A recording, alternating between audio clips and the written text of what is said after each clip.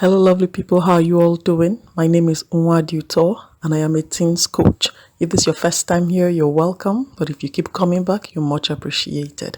I hope you're all doing good, and you're welcome to another segment of my reflections.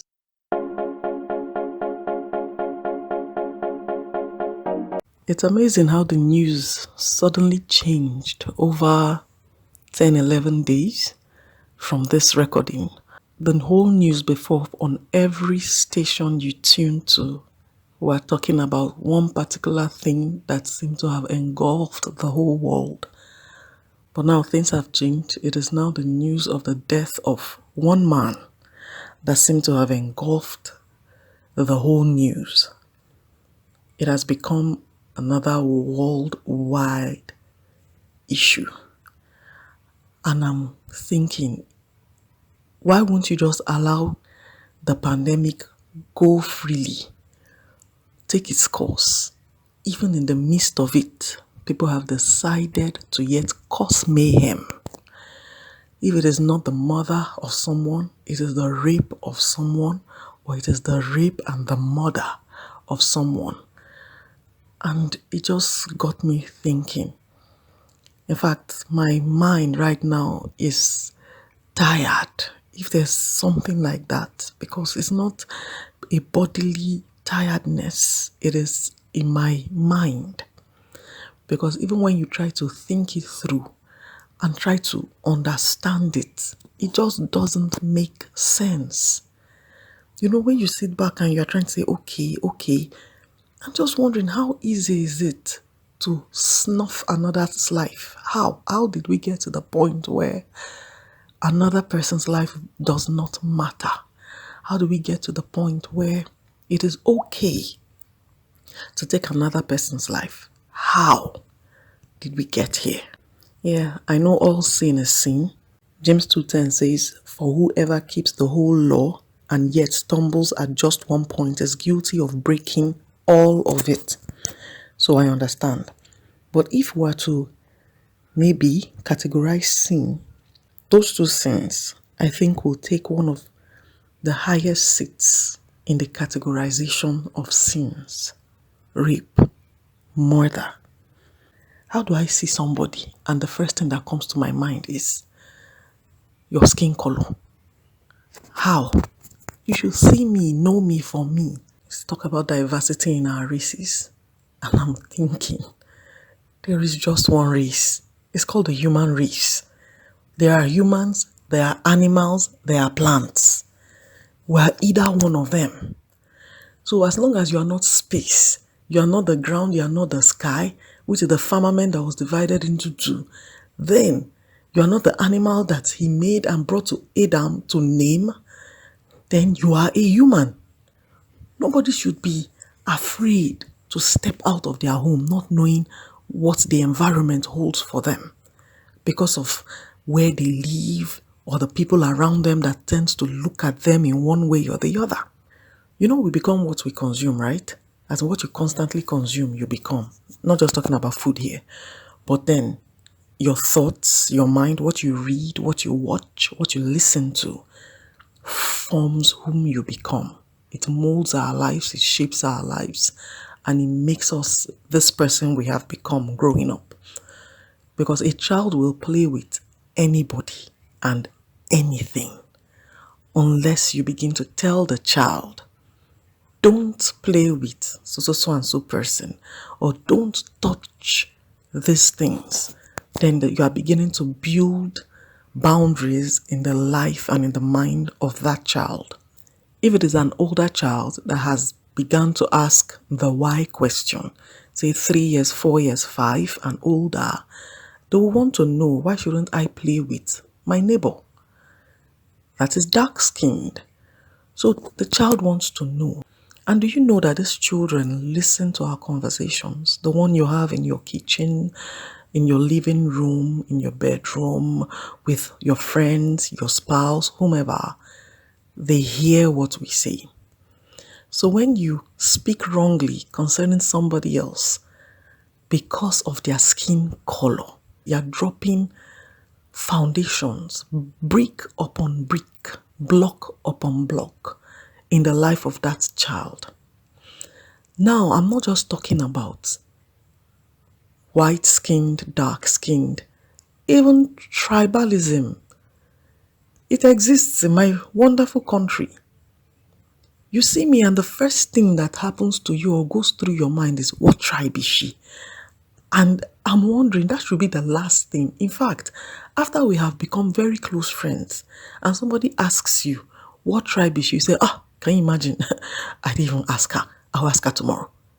That should be the case. But not looking at me and then you're like, you should be Igbo. No, I think you are Yoruba. You look Yoruba. No, you look Ghanaian. How? So when you tell a child, don't play with this person, don't talk with this neighbor, and the child asks you why, your next response forms and shapes the life of that child unless you feed that child the right thing, or unless that child grows up and decides to change his mentality, his ideologies. That child becomes what you have fed that child constantly with. So don't play with that person. Why? Can't you see his skin color? Don't play with that person. Why? Don't you know he's Yoruba? Why? To me, I think we should rather be saving our children from the neighbor that looks like he's a predator that wants to pounce on a prey. So that is a better thing to protect your child from than someone's tribe or skin color. Those officers, if they have, do they have a family? Do they have wives, children? I'm just thinking now, how are their wives taking this? Their children, how are they taking this? If their children are younger, they are trying to protect their children from the news. If their children are older, they are wondering, are they applauding the husband, the father, or are they sad and wondering, how did my father get here? So these are just some things that my mind is trying to take in. And I'm wondering, how did we get to this point that another person's life does not matter? How? Nobody is saying love everybody and hug everybody, even though you are supposed to owe nobody anything but love. Say, oh no man, nothing but love. When you see somebody, the first thing that you should want to do is to love the person. How do you just see somebody and then it's hate? How did we get there? Oh yes, I know these are all signs of the end time. I know these are all signs of the end time.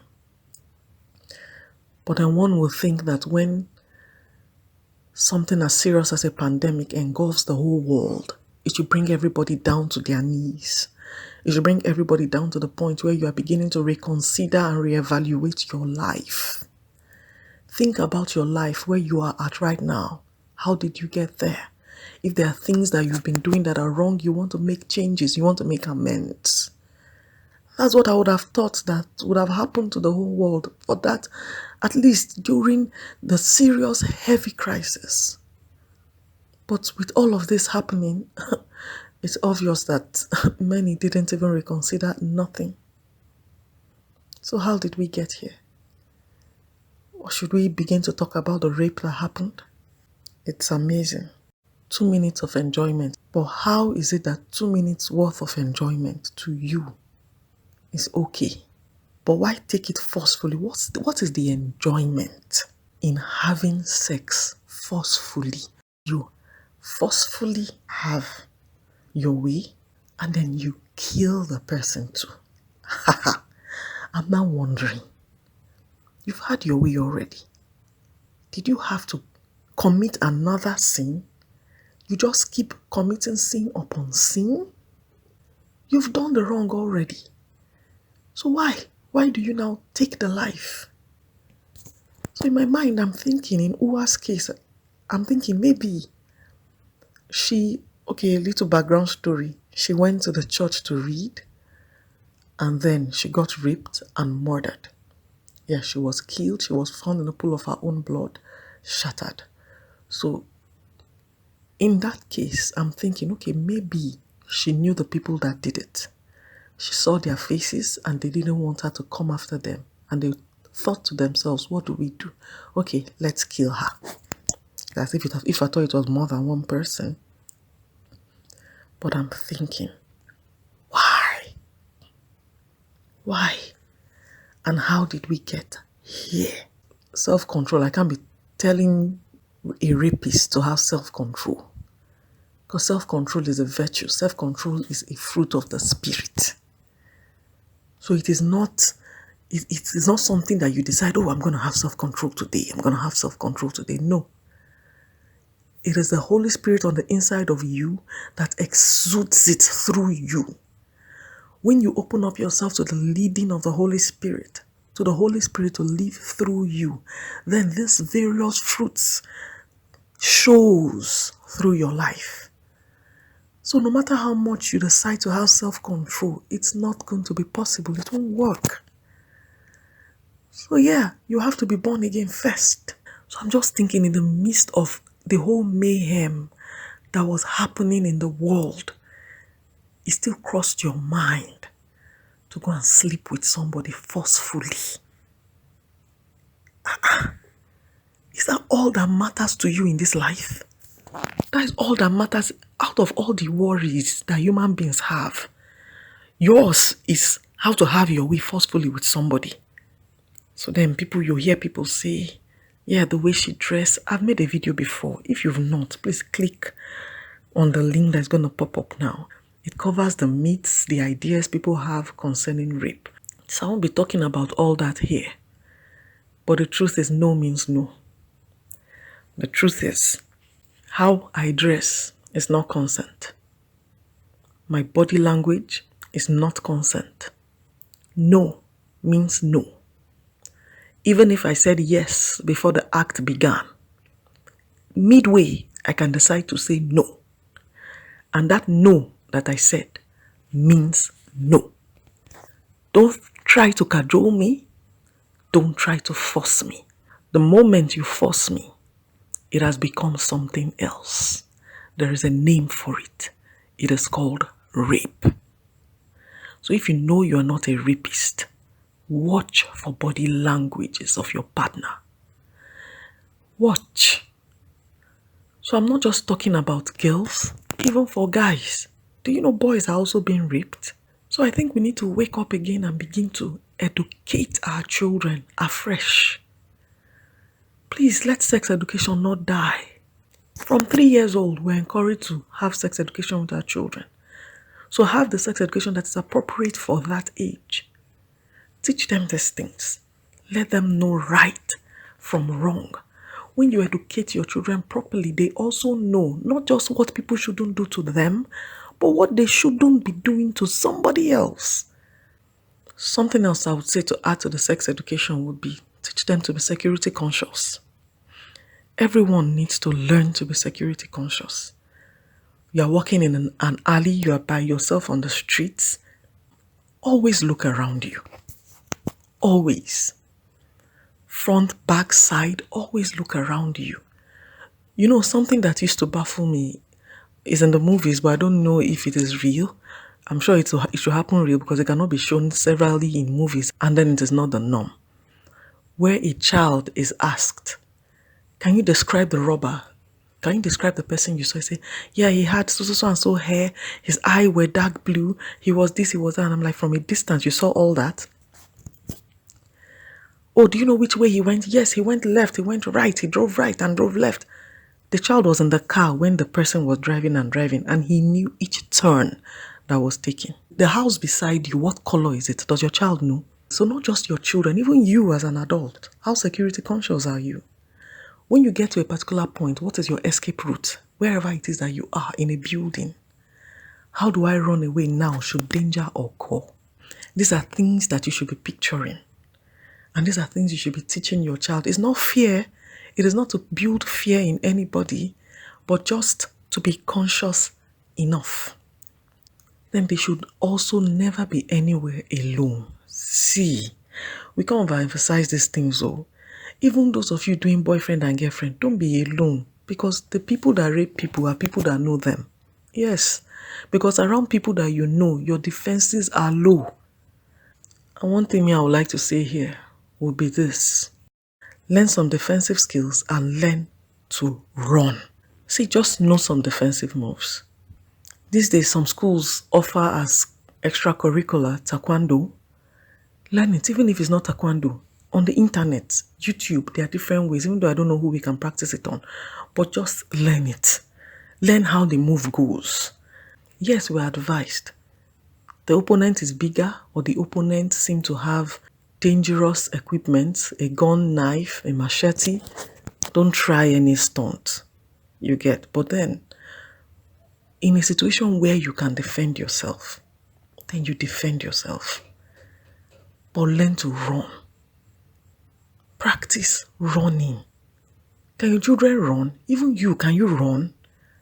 Learn to run. See, it is, you don't know the day it will save you. You don't know. So be fast on your feet. Be fast in your mind. Be fast. In your mind, be able to think calculatively, how do I escape from this? On your feet, be able to run. And of course, learn to commit your ways into the hands of the Lord. Learn to listen for his voice. He indeed will never leave us nor forsake us. He will always come to us. So commit your ways into the hands of the Lord, and we'll trust that he will see us through. Thanks a lot for watching this. So I'm going to see you in another episode of my reflections. Bye-bye.